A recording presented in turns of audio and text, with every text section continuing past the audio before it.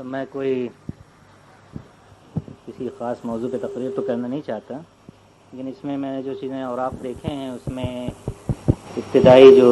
تاسیسی تحریریں اور کچھ تہنیتی پیغامات وغیرہ جو ہیں ان میں بار بار ایک لفظ دہرایا گیا ہے علی میاں کے مشن اور کاز کو یا ان کے پیام اور مشن کو آگے بڑھانے کی سمت میں یہ ایک مفید قدم ہوگا اس لائبریری کا قیام۔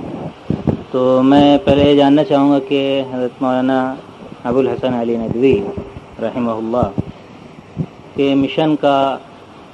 آپ حضرات میں سے کوئی مختصراً تعارف کرا سکتے کہ آپ جب یہ لفظ بولتے ہیں کہ وہ مفکر اسلام تھے اور آپ کا ایک فکر تھا اور ایک مشن تھا، تو اس کا کیا تصور آپ کے ذہن میں آتا ہے؟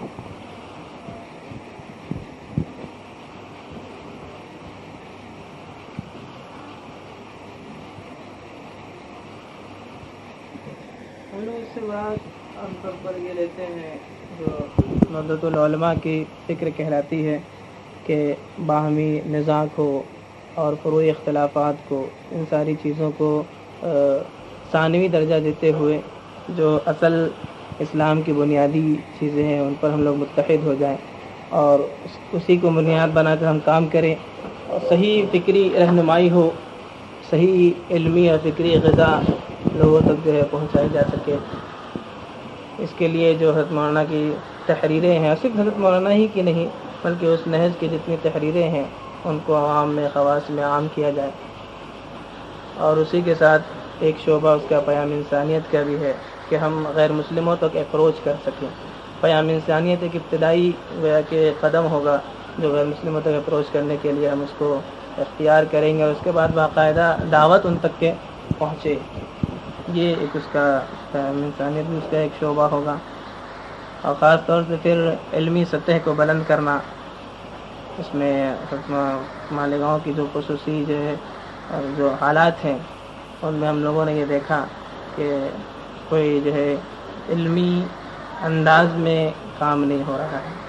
اور جتنا کتابوں سے فائدہ اٹھانا چاہیے اور علم کی گہرائیوں میں جتنا پہنچنا چاہیے اس طرف کوئی خاص پیش رفت نہیں ہو۔ تو ہم لوگوں کو خود اعتراف ہے کہ ہم لوگوں کے اندر کوئی اتنی علمی سطح بلند نہیں ہے، لیکن یہ کہ اس سے تو میں کام کر سکتے ہیں۔ کیونکہ یہ سوال میں نے اس لیے کیا کہ جب تک فکر واضح نہ ہو، مشن کا واضح تصور نہ ہو، کنسیپچل کلیئرٹی نہ ہو، اس وقت تک کوئی یعنی اچھے کام ہوتے ہیں، کام اچھے ضرور ہوتے ہیں، لیکن ان کی افادیت یا تو بہت محدود ہوتی ہے یا غامض ہوتی ہے، مبہم ہوتی ہے، کسی کو سمجھ میں نہیں آتا۔ اب جیسے آپ کھانے پینے کی بہت سی اشیاء ایک جگہ جمع کر دیں تو جو بھی کھائے گا اس سے بہرحال وہ غذائی اجناس ہیں اور جسم کو تقویت پہنچانے والی چیزیں ہیں، یقیناً ان سے کھانے والوں کو کچھ نہ کچھ فائدہ ضرور ہوگا، لیکن ایک خاص نقطۂ نظر سے کوئی غذائی اسکیم بنائی جائے کہ یہاں کے اس حلقے میں یا اس شہر میں افراد کو مثال کے طور پر دانت کے امراض کی یا ہڈی کے مرض کی یا شکر کی یا مختلف نوعیت کے ایسے امراض کی شکایت ہے جس میں 90% سے زیادہ افراد مبتلا ہیں۔ اس مسئلے کو ذہن میں رکھتے ہوئے جو غذائی اسکیم بنے گی اس میں پھر غذائی اجناس کے انتخاب کا مسئلہ درکار ہوگا کہ وہ کون سی اشیاء اور کتنی مقدار میں منتخب کی جائیں اور کس طرح ان کی فراہمی کا افراد کے اپنے مخصوص مزاج اور صحت اور جسمانی کیفیات کے لحاظ سے اس خوراک کا تعین کیا جائے جسے ہر فرد کنزیوم کرے، سرو کرے تو اسے وہ فوائد ہوں گے۔ میں نے بھی علی میاں کی تقریباً تمام کتابوں کو پڑھا ہے، لیکن اس میں جب بھی میں نے یہ سوال کیا، خود مولانا سے بھی میں نے یہ سوال کیا براہ راست، تو اب یہ سب جو الفاظ ہیں، فکری رہنمائی دینا اور فروعی اختلافات کو مٹانا، یہ ساری تعبیرات مزید تحدید چاہتی ہیں، مزید توضیح چاہتی ہیں کہ فکری رہنمائی سے پھر آپ کی کیا مراد ہے۔ اب اگر آپ کسی ڈیموکریٹ سے پوچھیں کہ واٹ از ڈیموکریسی، جمہوریت کیا ہے، تو وہ بالکل واضح لفظوں میں آپ کو ایک اس کی ڈیفینیشن بتائے گا کہ جمہوریت یہ ہے: government of the people, by the people, for the people, عوام کی حکومت عوام کے ذریعے عوام کے لیے. اس کا طریقہ کار کیا ہے؟ پھر وہ اسے انتخابات کے ذریعے. اب اس کے اندر بہت سے نقائص، بہت سے تنقیدی اور پہلو ہو سکتے ہیں، لیکن اب جو حوصلہ مند ڈیموکریٹ ہیں، جو اس کے ایڈوکیٹ ہیں، جو اس کے حامی ہیں، وہ ایک واضح تصور اپنے سامنے رکھتے ہوئے اس کا جو لائحہ عمل ہے اس کو نافذ کر دیتے ہیں. اس طرح آپ دیکھیں گے کہ جو ڈیموکریٹک ریولوشن آیا، جمہوری جو انقلاب آیا، وہ ایک سیلاب کی طرح چھا گیا. حتیٰ کہ وہ ممالک جو جمہوری نہیں ہیں وہ بھی یہ کہنے میں فخر محسوس کرتے ہیں جیسے جمہوریہ عربیہ. اس وقت کوئی عرب ملک ان معنوں میں جمہوری نہیں ہے جیسے انڈیا ہے. انڈیا جیسے ایک ڈیموکریسی ہے، اس کے اندر ہزاروں خرابیاں ہو سکتی ہیں. میں اس کی قائم شدہ نظام کی کوئی تحسین کر رہا ہوں، ایسا نہیں ہے. میں صرف یہ بتا رہا ہوں کہ ایک مشن اپنی کانسیپچول کلیئرٹی کی وجہ سے، اپنے لائحہ عمل کے خد و خال کے بالکل واضح ہونے کی بنا پر کس طرح انٹلیکچوئلس کو، افراد کے یعنی قوموں کے ذہین طبقے کو متاثر کرتا ہے، اور وہ اپنی جگہ رہتے ہوئے اس کے لیے راستہ ہموار کرتے رہتے ہیں ہر سطح پر. وہ پریس میں ہوں، یعنی میڈیا میں ہوں، الیکٹرانک اور پرنٹ میڈیا کے ذریعے، اور رفاہی اور فلاحی اور سماجی تنظیموں میں کام کرنے والے. ہر شخص جو ہے آج اس احساس سے سرشار ہے کہ حکومت بنانے میں اس کا کوئی حصہ ہے، وہ حکومت گرا سکتا ہے، بنا سکتا ہے. کہ اس طرح پھیل گیا ہے. اسی طرح کمیونسٹ ریولوشن جو آیا، سوویت یونین کا انقلاب، ان کے ایک لفظوں میں اس کی تعریف یہ تھی کہ ذرائع پیداوار کو قومیانہ، nationalisation of means of production. الفاظ کا اختلاف ہو سکتا ہے لیکن اس کا واحد مقصد یہ تھا کہ انفرادی ملکیت کا خاتمہ اور تمام ذرائع پیداوار کو قومی تحویل میں دینا. اس کے تحت انہوں نے ٹریڈ یونین کا ایک تصور دیا اور ساری دنیا میں جو ہے ٹریڈ یونینز بنائی گئیں، اور اس نہج پر عالمی سطح پر ایسے زبردست لٹریچر انہوں نے تیار کیا، افسانے، ناول، شارٹ سٹوریز، تقریریں، حتیٰ کہ مذہب کا بھی انہوں نے بہت ہی یعنی ایسا استحصال کیا جسے مذہب پسند طبقہ بھی ابتدا میں کم از کم اتنا مسحور تھا کہ اقبال بھی یہ کہہ پڑے کہ کلیم بے تجلی یا مسیح بے صلیب نیست پیغمبر و لیکن در بغل دارت کتاب. یا اقبال کا جو مشہور شعر ہے کہ اٹھ کے اب بزم جہاں کا اور ہی انداز ہے، مشرق و مغرب میں تیرے دور کا آغاز ہے. یہ عام طور پر SIM کے نوجوان یہ نوجوانوں کے لیے سمجھتے ہیں کہ اقبال نے نوجوانوں کو خطاب کیا ہے. یہ اصلاً خطاب مزدور سے ہے. اس کا مطلب ہے بندہ مزدور کو جا کر میرا پیغام دے. اسی طرح اقبال کی جو وہ نظم ہے خدا کا فرشتوں کے ذریعے جو اعلان کرایا ہے کہ اٹھو میری دنیا کے غریبوں کو جگا دو، کاخ عمرہ کے در و دیوار ہلا دو، گرما و غلاموں کا لہو سوز یقین سے کنجش کے فرومایا کو شاہی سے لڑا دو، جس کھیت سے دہقاں کو میسر نہ ہو روزی، اس کھیت کے ہر خوش ہے گندم کو جلا دو، سلطانی یہ جمہور کا آتا ہے زمانہ، جو نقش کہن تم کو نظر آئے مٹا دو. یہ اسی کی لینن اور اسٹالن سے بھی زیادہ طاقتور الفاظ میں ترجمانی ہے. یعنی آپ اسے تسلیم کریں گے، آپ ادبی ذوق رکھتے ہیں تو اس سے اندازہ ہوتا ہے کہ جب کنسیپچول کلیئرٹی ہوتی ہے تو وہ فکر اپنے معاونین اور کارکن خود پیدا کر لیتا ہے. کوئی ذہین شخص جو ہے انٹلیکچوئل اپنے آپ کو زیادہ دیر تک کسی غیر واضح فکر سے وابستہ نہیں رکھ سکتا. اور یہی وجہ ہے کہ جو اسلامی نوعیت کی تحریکیں اٹھیں ان کو آپ دیکھیں گے کہ شروع میں جو بھی اس کا منشور بنایا گیا یا اس کے جو بھی مقاصد متعین کیے گئے، ابتدائی طور پر معاونین کی ایک فہرست، ایک معاونین کی ایک جماعت اس کو ملی. پھر بتدریج ان کے اندر انہیں کچھ خلا نظر آیا اور کچھ عملی تطبیق میں کچھ خامیاں نظر آئیں اور وہ الگ ہوتے گئے. اور کچھ وہ ہے جو ایک تحریک کی شکل اتنی وسعت نہیں پکڑ سکی، کوئی ایسا تنظیمی لائحہ عمل اس کا نہیں بن سکا جیسے مثال طور پر اخوانی تحریک یا جماعت اسلامی کی تحریک ہے. لیکن بہرحال اس طرح کے فکری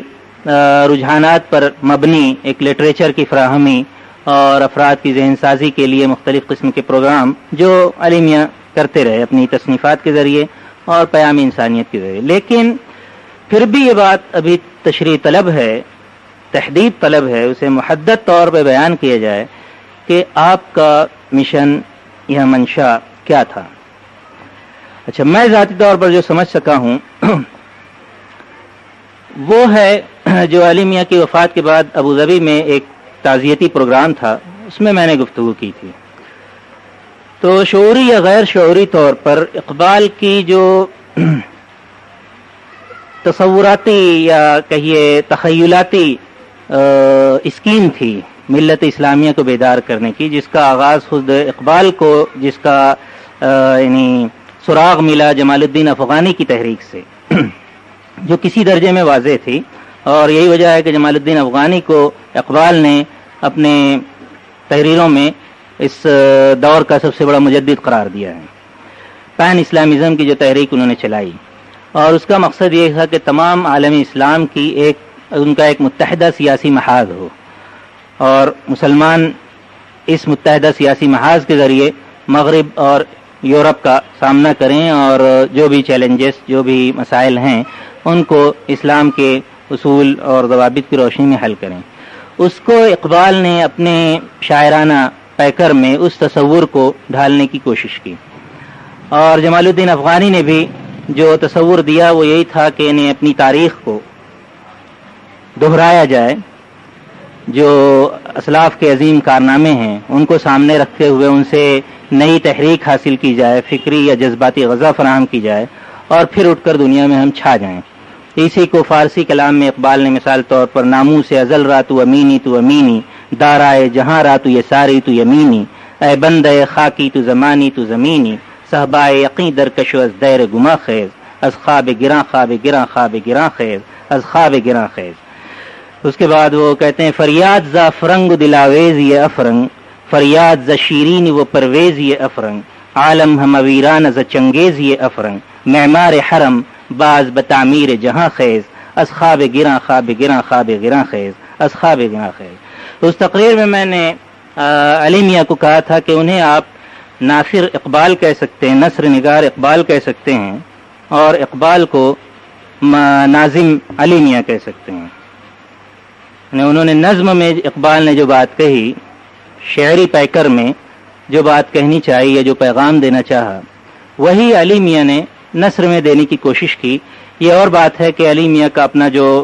تعلیمی خلفیہ تھا، ایجوکیشنل اور کلچرل بیک گراؤنڈ تھا، وہ اقبال سے مختلف تھا، تو ان کے اپنے مآخذ اور حوالے نسبتاً دوسرے ہیں، اقبال کے دوسرے ہیں.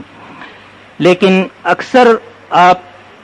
علی میاں کی کسی بھی عبارت کو آپ ایک تسلسل سے پڑھتے جائیں اور چند صفحوں کے بعد بہت آسانی سے وہاں اقبال کا کوئی شعر آپ فٹ کر کے یہ سمجھیں گے کہ یہ پوری تحریر اس شعر کی ترجمانی یا تشریح پر مبنی ہے. اور اکثر وہ خود ایسا کرتے ہیں کہ اپنی مثال طور پر میں یہی ابھی عالم عربی کا عالمیہ میں دیکھ رہا، شاید اس میں نہیں ہے، کسی اور کتاب میں ہے کہ اس وقت ملت اسلامیہ کو ایک قیادت کی ضرورت ہے. اب قیادت کے جو مطلوب اوصاف ہیں یا مطلوبہ جو قیادت ہے جس کا فقدان انہوں نے محسوس کیا، اس کی وہ وضاحت کرتے ہیں کہ قائد میں یہ صلاحیتیں ہونی چاہیے. اس پورے مقالے کا یا 2 صفحے پر مشتمل اس فرعی مضمون کا خاتمہ اس شعر پر ہوتا ہے، نگاہ بلند سخن دل نواز جاں پرسوز، یہی ہے رخت سفر میر کارواں کے لیے. اب اس کا نتیجہ یہ ہے کہ گویا یہ نثری شاعری ہے اور وہ شعری نثر ہے. ان دونوں سے دوبارہ یہ مسئلہ پیدا ہوتا ہے کہ جسے میں پریسائز لینگویج ایکوریٹلی آپ یہ ڈیفائن کرنے کی پوزیشن میں آج بھی نہیں ہے کہ خود اقبال کا مشن کیا تھا. کہ مثال طور اقبال کہہ رہے ہیں کہ ایک ہوں مسلم حرم کی پاسبانی کے لیے، نیل کے ساحل سے لے کر تا بخا کے کاشغر. یہ جمال الدین افغانی کا نعرہ تھا جس کو مزید گویا شعری پیکر میں ڈھال کے اقبال نے اور شدت سے پیش کیا. پھر سوال یہ ہے کہ اقبال نے 1930 میں پاکستان کا نظریہ کیوں پیش کیا؟ اگر نیل سے کاشغر تک ملت کو متحد ہونا تھا اور ہندی ہیں ہم وطن ہے سارا جہاں ہمارا، اور چین و عرب ہمارا کی جو نظم ہے اس کا ترجمہ عربی میں حال ہی میں کسی نے کیا ہے، الصین لنا والعرب لنا والہند لنا والکل لنا اضحى الاسلام لنا دینا وجميع الكون لنا وطنا. ساری کائنات جب ہمارا وطن ہے تو پھر کسی ایک جغرافیائی خطے کو اسلام کی گویا اسلام کا مرکز کی حیثیت سے ایک ایسی تحریک کی تائید، یا اگر انہوں نے اس کا آغاز کیا تھا، انہیں مصور پاکستان کہا جاتا ہے، تو اگر وہ اس کے مصور تھے تو اس تصویر کو انہوں نے ایک جغرافیائی خطے میں کیوں محصور کر دیا؟ یہ بھی اسی کلیئرٹی کے فقدان کا، یعنی وضوح فکر کے نہ ہونے کا، تصوراتی تحدیدیت کے نہ ہونے کا نتیجہ ہے. اس کا ایک اور نقصان یہ ہے کہ جب ایسا ہوتا ہے کہ ہمارا فکر واضح نہیں ہے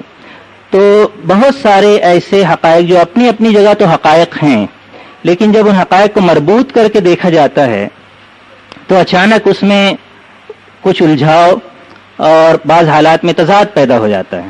مثال طور پر علی میاں کی سب سے مشہور کتاب ماذا خسر العالم من انحطاط المسلمین ہے، یہ ان کی شاہکار تصنیف ہے، اور اس پر بہت ہی زیادہ پرزور انداز میں سید قطب نے اور دوسروں نے مقدمات لکھے ہیں، اور شاید اس کا 23واں 24واں ایڈیشن اس وقت سرکولیشن میں ہے. تو یہ کتاب کافی مقبول ہوئی. اس کی مقبولیت سے مزید یہ تاثر قائم ہوتا ہے کہ یہ ایک انتہائی عظیم کتاب ہے. اب جب میں نے اس کے اندر فکری وضوح کے اس تصور کو سامنے رکھتے ہوئے اس کا تجزیہ کیا، انالیٹیکل اپروچ، تجزیاتی انداز اختیار کرتے اس کا مطالعہ کیا، تو میرے ذہن میں ایک سوال پیدا ہوا کہ اگر اس کتاب کو کا یہ عنوان جو کہ اس کی پورے محتوا کے پورے مضمون کی غمازی کرتا ہے کہ اس میں کیا ہے، کس تصور کے پیش نظر یہ پوری کتاب مرتب کی گئی ہے، تو آپ اگر میں کہوں تو یہ بالکل درست ہوگا کہ ماذا خسر العالم من انحطاط المسلمین، یعنی لفظی ترجمہ اس کا یہ ہے کہ دنیا نے مسلمانوں کے زوال سے کیا کھویا، اور اسی کا اردو ترجمہ ہوا ہے کہ عالم انسانی پر مسلمانوں کے عروج زوال کا اثر. اب جو تجزیہ میں کرنا چاہتا ہوں وہ یہ ہے کہ اس میں گویا عالم انسانی کے خسران یا اس کی فلاح کو مربوط کر دیا ہے ایک قوم سے. گویا عالم انسانی کا خسران اس میں مضمر ہے کہ مسلمانوں میں انحطاط آئے، جبکہ قرآن کی روح سے آپ دیکھیں تو قرآن یہ رائے یہ تصور دیتا ہے، قرآن جو نظریہ دے یا تصور دیتا ہے کائنات کا، انسانی تاریخ کا اور انسانوں کے عروج زوال کا، جس میں مسلمان بھی شامل ہیں، بل انتم بشر ممن خلق، اس کی روشنی میں یہ تصور قائم ہوتا ہے کہ تمام عالم انسانیت بشمول مسلمین کے خسران اور فلاح کا ایک ہی قانون ہے، جس سے مسلمان بھی مستثنی نہیں ہیں. لیس بامانیکم ولا امانی اہل الکتاب من یعمل سوءا یجز بہ، یا اس طرح کے اور جو تلک امۃ قد خلت لها ما کسبت ولکم ما کسبتم ولا تسألون عما كانوا يعملون،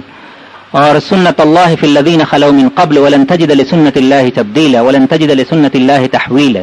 تو یہ جو عروج زوال کی سنت اللہ ہے یہ تمام عالم انسانی کے لیے بشمول مسلمان ایک ہی ہے. جب آپ اس پہلو سے غور کریں گے تو اس میں آپ یہ دیکھیں گے کہ آپ یعنی اس کا عنوان نسبتاً غیر ادبی انداز میں یہ ہونا چاہیے تھا کہ ماذا خسر المسلمون بانحطاطہم. تو یہ تصور قرآن کے اپنے نقطہ نظر، قرآن کے اپنے موقف کے مطابق بھی ہوتا، اور خود اس سے مسلمانوں کو یہ تحریک ہوتی کہ وہ اپنا محاسبہ کریں، وہ احتساب ذات کریں، محاسبہ نفس کریں محاسبہ غیر سے پہلے. یعنی میں اس کو مزید واضح کروں کہ مثال کے طور پر خدا کا ایک قانون یہ ہے کہ اگر باہمی تنازع، باہمی نزاع کی فضا پیدا ہو تو اس سے قومی دبدبہ کمزور پڑ جاتا ہے. جب دبدبہ کمزور پڑ جاتا ہے یعنی آپ کی ہیبت جو ہے وہ ختم ہو جاتی ہے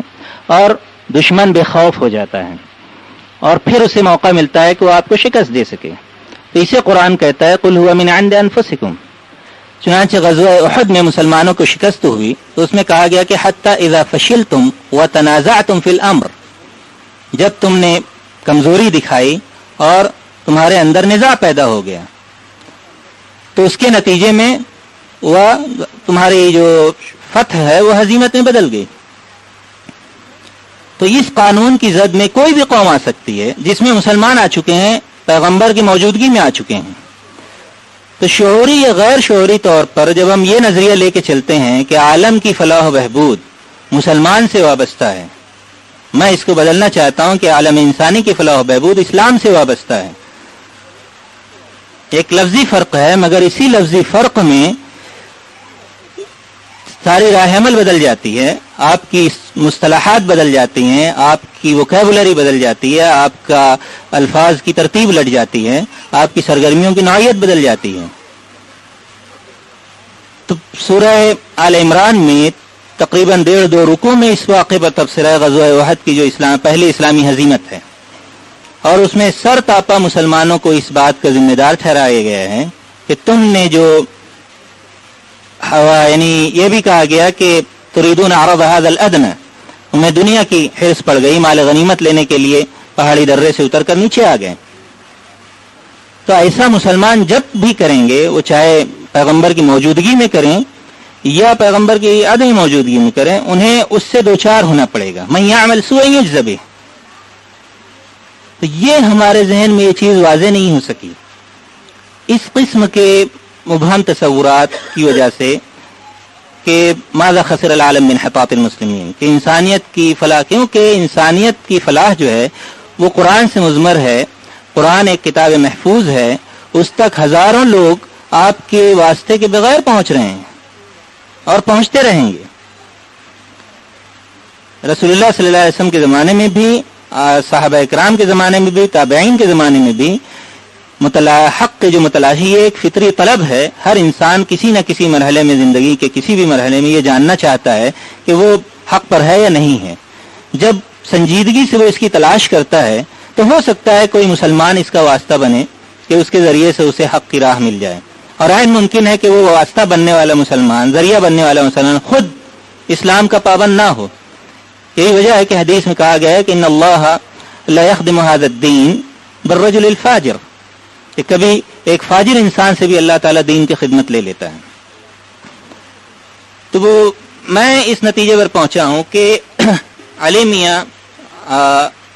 اقبال کی طرح ان کا جو فکر یا مشن ہے وہ کچھ ولولہ انگیز تعبیرات اور بہت ہی مخلصانہ جذبات پر مبنی، ایسے ترغیبی کلمات پر مبنی ہے جس سے پڑھنے والوں کو ایک وقتی ترغیب تو مل جاتی ہے، لیکن کوئی واضح راہ عمل کا تعین وہ نہیں کر پاتا. خاص طور سے خود مسلمانوں کے اپنے ارتقاء کے لیے، خود مسلمانوں کی اپنی پسماندگی کو دور کرنے کے لیے. کیونکہ سب سے پہلا سوال یہ پیدا ہوتا ہے، میں بار بار اس چیز پر ہر جگہ زور دیتا ہوں کہ 150-200 برس سے جمال الدین افغانی سے لے کر آج تک اتحاد کی بے شمار کوششیں کی گئیں. جیسے ابھی آپ نے فرمایا کہ فروعی اختلافات سے اوپر اٹھتے ہوئے تمام اسلام کے اصول و مبادی پر قوم کو متحد کیا جائے. لیکن اگر وہ اصول و مبادی ہی پر اختلاف کر بیٹھیں تو یعنی اس کا تعین کون کرے گا؟ کیا علی میاں کو یہ حیثیت امت دینے کے لیے تیار ہے کہ وہ جن چیزوں کو کہیں کہ یہ اساسی امور ہیں، یہ جوہری القضایا الجوہریہ ہیں، تو کیا سب اس پہ متفق ہو جائیں گے کہ یہی جوہری امور ہیں؟ ظاہر ہے کہ ایسا نہیں ہے. یعنی اس کا ثبوت یہ ہے کہ 1920 میں خلافت مومن کے زمانے کی بات ہے کہ یہ نظریہ پیش کیا گیا کہ خلافت کا تحفظ تو دشوار نظر آ رہا ہے خلافت عثمانیہ کا، تو ہندوستان کے مسلمان کم سے کم ایسا کریں کہ بر صغیر کی سطح پر اپنا کوئی خلیفہ یا امیر المومنین مقرر کر لیں. اور اس سلسلے میں مختلف نام تجویز کیے گئے، جن میں مفتی شیخ الہند مولانا محمود الحسن دیوبندی کا نام بھی آیا. تو انہوں نے جب ان کا نام پیش کیا گیا مختلف حلقوں سے، تو انہوں نے مولانا ابوالکلام آزاد کا نام پیش کیا کہ وہ ایک اس وقت جو ہے اسی علمی اعتبار سے بھی اور عوامی مقبولیت کے اعتبار سے بھی ایسی شخصیت ہیں اور فعال ہیں کہ ان پر سب اگر اجماع کر لیں تو اجتماعی امور میں ان کی رائے فیصلہ کن ہوگی، اور وہ ان کی طبیعت کچھ ناساز رہا کرتی تھی، تو اس وجہ سے بھی انہوں نے ترجیح دی کہ کوئی حوصلہ مند اور نوجوان یا متوسط العمر شخص جو ہے اس منصب کو سنبھالیں۔ یہ نام پیش کرتے ہی سب بکھر گئے۔ جہاں یہ جلسہ ہو رہا تھا، جس جگہ یہ اعلان کیا جانا تھا، علماء امت کی، علماء دیوبند جمعیت العلماء کے زیر اہتمام یہ اجتماع ہو رہا تھا، تو اس میں اختلاف پیدا ہو گیا کہ کیسے مولانا آزاد کا نام پکارا جائے۔ تو مولانا محمود الحسن صاحب نے کہا، اس وقت وہ بیمار تھے، وہ شریک نہیں ہو سکے تھے، اپنی چارپائی اٹھوا کر وہ جلسہ گا گئے اور وہاں جا کر انہوں نے یہ اعلان اپنی زبان سے کیا۔ اس کے بعد بھی مولانا آزاد کو، اور اس کے بعد یہ انکشافات ہونے لگے کہ مولانا آزاد شراب پیتے ہیں، کچھ نے یہ انکشاف شروع کیا کہ سگریٹ نوشی کرنے والا آدمی، چین اسموکر، اور سویرے اٹھ کر انہوں نے اپنے جو تاثر، اس وقت تو غبار خاطر چھپی نہیں تھی، لیکن ان کا یہ معمول سب کو پتا تھا کہ اٹھ کر 4 بجے وہ چائے پیتے ہیں اور اس کے ساتھ اور بھی کچھ ملا کر پیتے ہوں گے۔ تہجد بھی کبھی ذکر نہیں کیا کہ میں تہجد پڑھ رہا ہوں، اور فجر کی نماز کہاں پڑھتے ہیں اس کے بارے میں لوگوں کو تجسس ہوا۔ یعنی مختلف ان کی شخصیت پر انتہائی رقیق حملے کیے گئے۔ مسلم لیگ جب آئے تو انہوں نے اور زیادہ ان کو کانگریس کا شو بوائے بنا دیا۔ تو میں سمجھتا ہوں اس طرح کی چیز بار بار دہرائی گئی ہے۔ یعنی اس امت میں اس وقت سب سے زیادہ متفق علیہ بات یہ ہے کہ وہ کوئی بات ان کے درمیان متفق علیہ نہیں ہے۔ یہ واحد متفق علیہ چیز ہے کہ کوئی بات ہمارے درمیان متفق علیہ نہیں ہے۔ اگر کوئی متفق علیہ حدیث لے آئے آپ بخاری اور مسلم کی، تو اس میں اختلاف ہو جائے گا کہ اس کا مفہوم کیا ہے، یا اس کے راوی کی کیا حیثیت ہے، یا اس کا درجہ استناد کیا ہے۔ تو جب صورتحال یہ ہو تو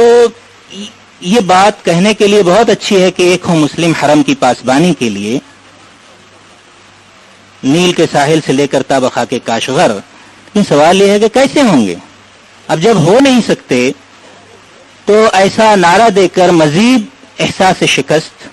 مزید احساس زیاں، مزید تلخی اور پژمردگی اور افسردگی اور مایوسی کے یا فرسٹریشن کے کیا ملنے والا ہے؟ تو کرنے کا اصل کام یہ ہے کہ ہر فرد کو اپنی جگہ یہ احساس دلایا جائے کہ اپنے آپ کو حتی الامکان نزاعی امور سے بچاتے ہوئے سنجیدہ کام اپنے شخصی ارتقاء کے لیے بھی اور اپنے گرد و پیش کی افادیت کے لیے بھی جو سامان فراہم کر سکتے ہیں وہ کریں۔